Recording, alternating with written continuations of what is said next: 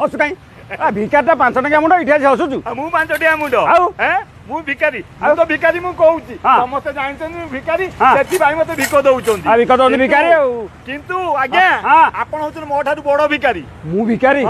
तू पागल हे जाइछु ना मु पागल न आज्ञा आपण पागल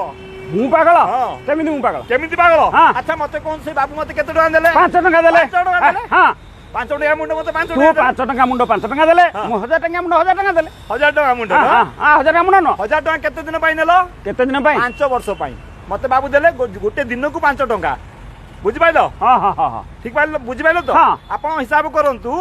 जे 5 वर्ष को जदि दिन कर देबे 1825 दिन हबो केते दिन हबो 1825 25 दिन 1000 टका को 1825 दिन ले भाग कर केते होची हिसाब करी कुआ मते ओहो 1000 रे भाग कले मुंडे रे पसुनी मो मुंडे अछि मु कहू सुनतु हला 1000 रे भाग कले 54 पैसा किछि पड़िबो पॉइंट किछि पड़िबो बुझि पाइलो आज्ञा हे हां भिकाटा पाठ पढि ना कोन एते हिसाब करी गला मु जानि पार नै अरे ये पैसा मु नौजी भिकारी तो हिन हो गली मु अरे मते भिकारीटा हे मते हिन कर देला हे नाय नाय ये पैसा मु नेबी नै 54 पैसा दिनु पड़जी प्रकृत रे अरे अरे नाय नाय अरे हाँ ठीक कहिछु आ ठीक कहिछि टी हाथ मसत भिक मांगी जीवो नाय नाय नाय भिक मांगी जीवी कोन ए